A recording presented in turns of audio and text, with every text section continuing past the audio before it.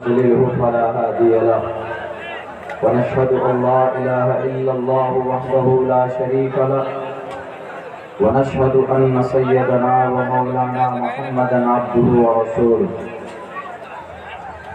أما بعد فأعوذ بالله من الشيطان الرجيم بسم الله الرحمن الرحيم النبي أولى بالمؤمنين من أنفسهم وأزواجه أمهاتهم وقال الله تبارك وتعالى في القرآن المجيد إن كنتم تحبون الله فاتبعوني يحببكم الله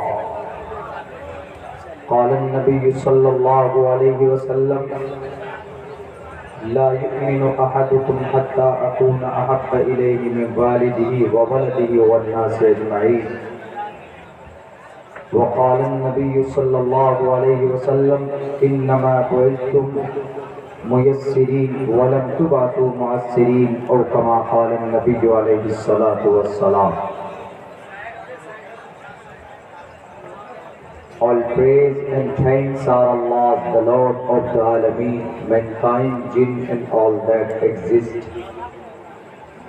You honor only the ruling judge, the day of recompense, it means the day of resurrection. You alone we worship, you alone we ask for help, each and everything. Guide us to the right path, to the straight way. O my Lord, explain me my praise, ease my task for me, remove the impediment from my speech, so they may understand what I say.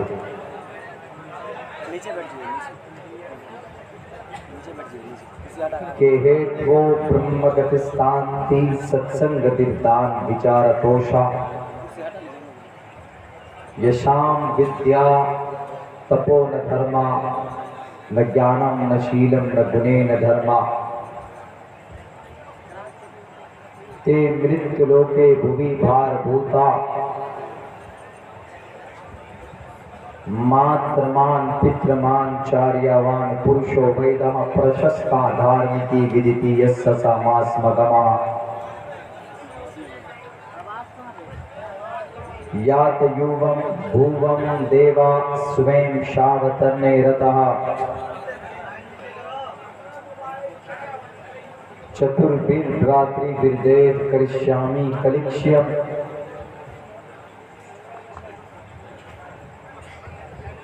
وسودیو سُتم دیوم کنشچانور مردنم Debaki پرمانندم Krishna مندے جگت گروما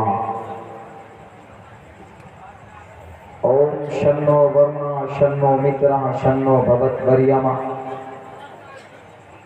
شنا برہما برہسپتی نمو برہمنے نمستے وایو تمیو پرتکشم برہماسی اوم شانتی اوم شانتی اوم شانتی.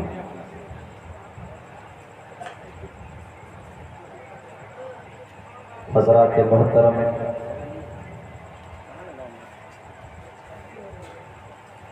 Stage پر تشریف فرما معزز اکابر حضرات علماء کرام، اس پنڈال میں تشریف فرما ہمارے دینی ایمانی بھائیوں، نوجوان ساتھیوں،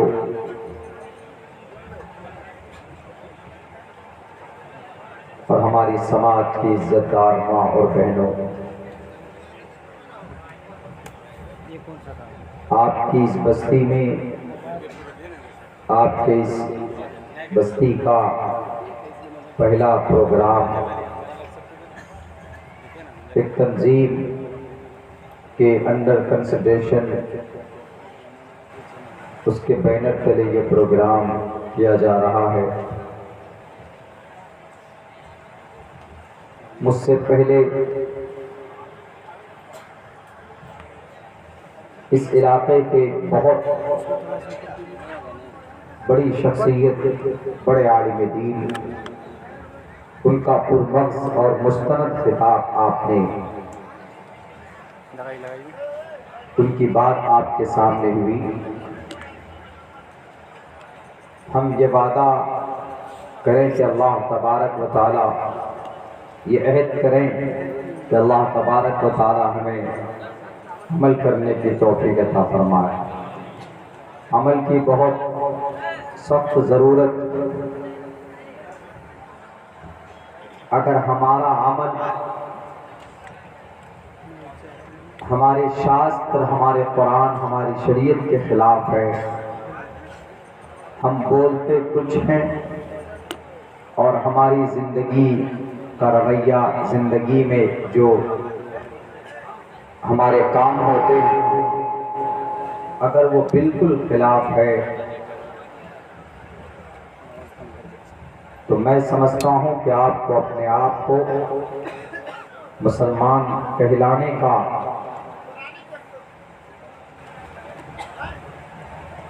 ادھیکار نہیں ہونا چاہیے۔ حضرت مولانا نے تفصیل سے بات کی، میں اس کا ایک ایگزامپل آپ کے سامنے رکھتا ہوں۔ عمل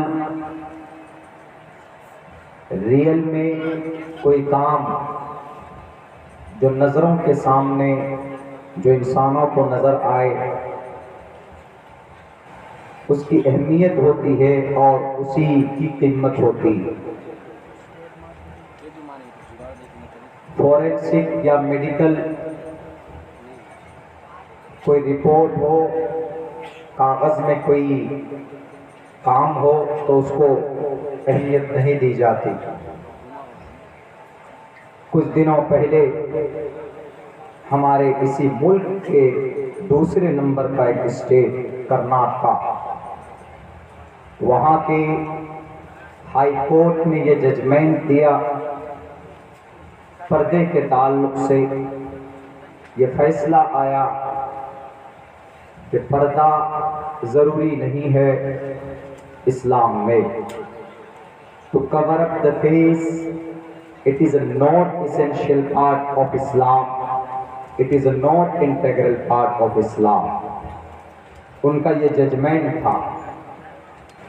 اب سے پہلے سن 2016 میں CBSE ورسس ایک مسلم مہیلا، سن 2016 میں ایک کیس پردے کے تعلق سے، حجاب کے تعلق سے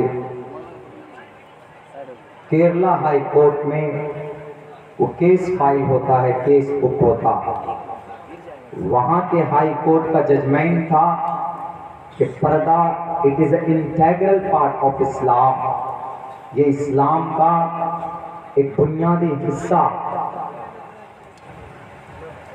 سیم میتھڈ، سیم دعویٰ، ججمنٹ دو طرح کی۔ کیرلا آپ چلے جائیے تو کیرلا میں تقریباً 90% مسلم مائیں بہنیں ایسی ہے کہ وہ پردے میں نکلتی ہے باہر، برقعے میں ہوتی ہیں، حجاب پہن کر جاتی ہیں۔ تو جب یہ معاملہ کورٹ میں آیا تو جو وکیل ہوتے ہیں جو پردے کے خلاف جن کا دعویٰ تھا، انہوں نے اپنی دلیلیں پیش کی کہ نہیں سر، یہ 1450 سال پہلے کا قانون ہے، آج کے ماڈرن زمانے میں یہ بیٹیوں کی ترقی میں رکاوٹ ہے، دیرفور اسی وجہ سے اس آرڈر کو اور اس بندش کو ختم کر دینا چاہیے۔ آج کے زمانے میں، آج کی جنریشن میں اس کو لاگو نہیں ہونا چاہیے۔ اس کے بالمقابل جو پردے کے حمایتی وکیل تھے، انہوں نے کہا کہ نہیں، پردہ ضروری ہے، قرآن کا فرمان، احادیث مبارکہ، پردہ ضروری ہے اسلام۔ انہوں نے کہا کہ سر یہ اس لیے ضروری ہے اور اس کو محفوظ رہنا چاہیے کیونکہ آج کے زمانے میں بھی پورے کیرلا اسٹیٹ کے اندر 90% عورتیں فیس کو ڈھانپتی ہے، چہرے کو چھپاتی۔ تو اس سے یہ پتا چلتا ہے کہ 1400 پہلے 50 سال کا یہ زبردستی والا قانون نہیں، بلکہ ان کے آستھا اور عقیدے کے ساتھ شامل ہے۔ اس لیے آج بھی اس حکم کو باقی رکھا جائے۔ دلیل کیا پیش کی انہوں نے؟ قرآن و حدیث کو دلیل نہیں بنایا، اس کو دوسرے درجے کا دلیل بنایا۔ نمبر 1 کا دلیل بنایا کہ جو عینی شاہدین، جو آئی وٹنس ہے، وہ آئی وٹنس یہ ہے کہ پورے سروے کرایا گیا پورے کیرلا میں 90% عورتیں پردے میں ہیں۔ تو اس دلیل نے کام کیا کہ یقیناً اگر 90% عورتیں آج پردے میں ہیں تو ان کا عمل ثابت ہوا 90% عورتوں کا پردہ کرنے کا، جس کی بنیاد کورٹ کو مجبوراً یہ فیصلہ لینا پڑا۔ میڈیکل اور فورنسک رپورٹ الگ، فورنسک رپورٹ میڈیکل رپورٹ کیا کہتی کہ it is not essential because it is the oldest command of Allah۔ یہ بہت پرانا قانون تھا، بہت پرانا فرمان تھا۔ For the new generation and the development for the generation and the development cultural society, it is a very harmful and dangerous۔ یہ بہت زیادہ سماج کو توڑنے کا کام کرتا ہے، سماج کو آگے بڑھنے کا کام نہیں کرے گا، اس لیے اس کے اوپر بندش لگنی چاہیے۔ تو وہاں کے جج نے کہا رپورٹ کیا ہے، عملی رپورٹ کیا؟ تو عملی رپورٹ یہ پیش کی گئی کہ 90% عورتیں پردہ کرتی ہے۔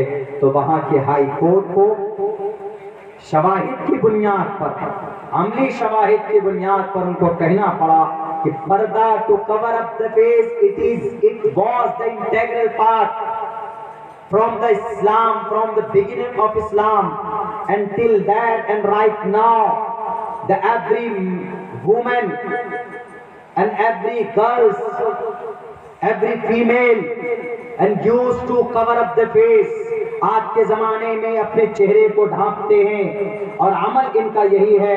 صرف 10% عورتیں وہ ہے جن کا عمل پردے کے خلاف ہے، پردہ نہیں کرتی ہے، تو ہم 10% عورتوں کو نہیں لیں گے، بلکہ للأکثر حکم الکل کے تحت 90% عورتوں کا عمل کام آیا، اور وہاں پر ہائی کورٹ کو اپنا ججمنٹ بدلنا پڑا، اور ہائی کورٹ نے سن 2016 میں ججمنٹ لکھا کہ پردہ it is essential part of Islam today۔ آج بھی اسلام میں پردہ ضروری ہے، اسی لیے پردے کے اوپر کوئی قانون نہیں لاگو کیا جائے گا، ہمارا عمل ایک پروف بنتا۔ اس کے بالمقابل کرناٹکا ہائی کورٹ کا ججمنٹ دیکھیے، کرناٹکا ہائی کورٹ کا ججمنٹ کیا آتا ہے؟ پردہ it is not integral part of Islam، پردہ ضروری نہیں۔ کیوں؟ سروے کیا گیا پورے کرناٹکا میں جب سروے آیا تو وہاں پر 40 and 45 and 30 کہیں پر، یعنی 50 سے نیچے، 50 سے نیچے سروے کیا جا رہا ہے۔ 50 سے نیچے لوگوں کے عمل، ہمارے سماج کے ماں بہنوں کے عمل کہ نہیں، بچیاں اسکول میں جا رہی تو بنا پردے کے۔